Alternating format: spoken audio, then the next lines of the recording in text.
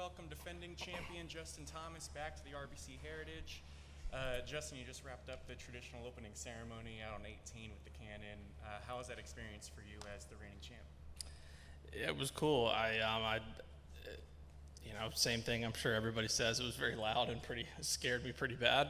But I was very pleased with my shot. I had no idea what it was going to be like, both swinging in that jacket and hitting a persimmon club like that. So it was a cool experience, and it sounds like it's been a tradition and part of this event for a very, very long time. And I was so impressed with the amount of people that were out there and showed up. So it was very cool. It's your fifth start of the season since returning to competition. How much are you looking forward to this week, returning to a course where you have a lot of success? I think 3 top 10s and 7 finishes and 7 starts. Yeah, I like this place. I'm sure a lot of people would say the same, that it's very, very different feel compared to last week. It's such a grind, but just also the hardest walk we'll probably have all year, and very, very long rounds, long days. So coming to a place like this where it's very flat, a lot easier walk, rounds will be significantly faster. Just it all feels a lot easier until sometimes this place can play very challenging, and you have to give it the attention that it deserves. But it's a place that I am comfortable at, and I feel like I know how to play. I know there's been some changes, just not very much, but tweaks here and there. But for the most part, I feel pretty comfortable around here. Do your legs feel a lot peppier when you walk, Do they? Yeah, when you're walking around the flat surface, I would think you'd be like ready. It feels like running compared to last week. Yeah, it's a lot easier to walk. My feet are pretty sore. I think like a lot of guys. The physio room yesterday afternoon was pretty busy. I think a lot of guys, with hips and quads, everything like that, very, very sore. But it's it feels like you kind of are floating and running around here a little bit. Go to Gary next. Were you prepared for the cannon blast? Did they tell you? And was it as loud, or was it louder than you thought it was going to be? I was prepared. I definitely had a lot of people tell me, but got some earplugs and definitely used those, and I'm glad that I did, because I could see if the cannon went off a little early in your swing, like I could see a whiffing the ball situation pretty easily, because it is very, very loud. Were you concerned about whiffing before you went up there? Not really. I can't say that I've ever done that. I had zero expectations of what it would be, but I'd probably be a lot more fearful doing it again, knowing how it was like. Hi, my name is Lee Khan. I'm with the Island Packet. I was curious to know, what is your impression so far of the newly renovated Harbour Town Golf Links course? It's great. I've only seen 9 holes. I just played 9 today. I'll see the back 9 tomorrow morning. I think Davis and his team did a great job from what I can see. I think a lot of redos or restorations, to be perfectly honest, I think they screw the course up pretty bad. So I'd be lying if I said I wasn't nervous a little bit about it, but knowing that Davis was doing this made me feel a lot better. One, because he is very good at this, but 2, he loves it. He isn't going to completely change a golf course in a place that he loves, like Harbour Town.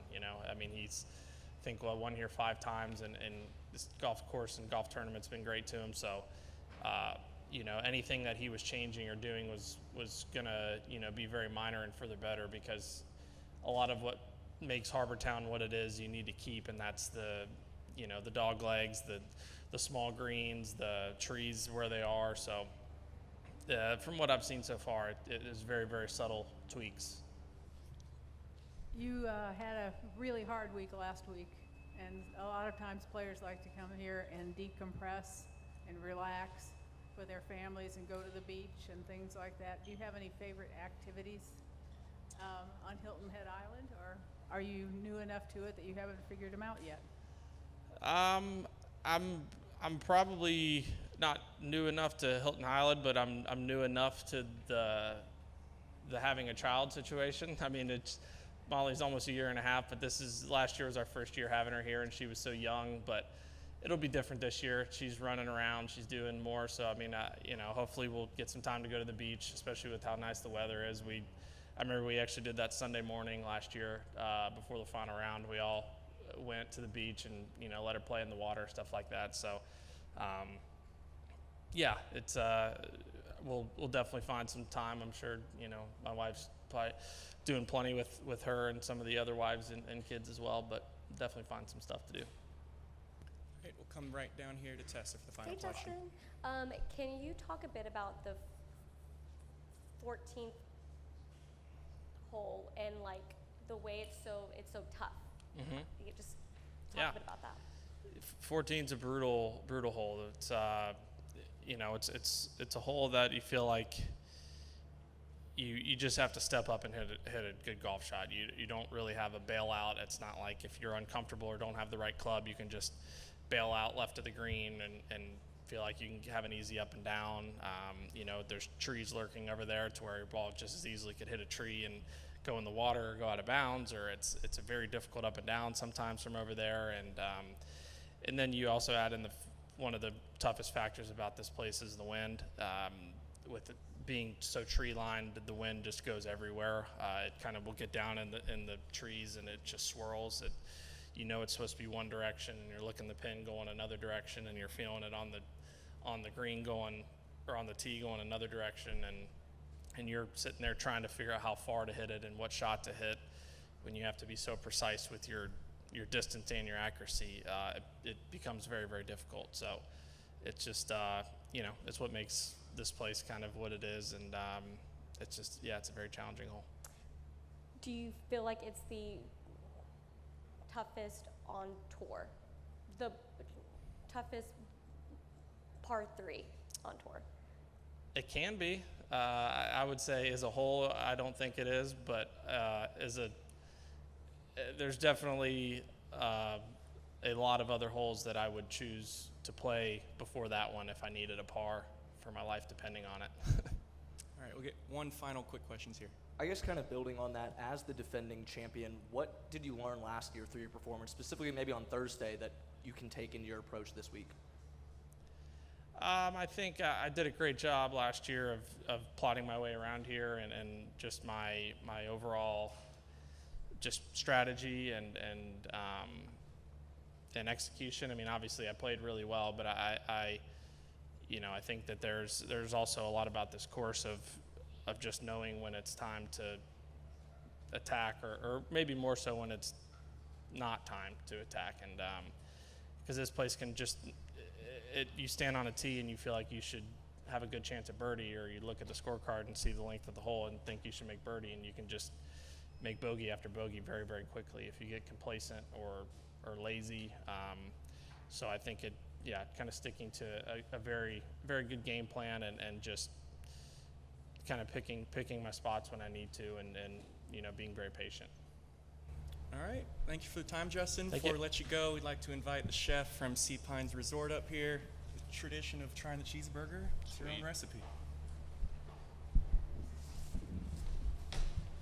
How's it going? Good, how are you? This is your 2025 defending champion burger that you created for us with the avocado, some Southwest aioli, a fried egg, some applewood smoked bacon, pepper jack cheese, and an Ore Washers sesame seed bun. That's good stuff right there, chef. You might need this. Yeah. Wow, where do I even go in here?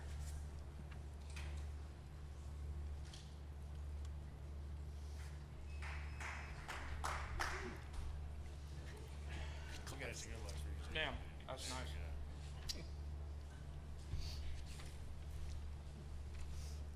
That's a good burger. It's your idea. I know.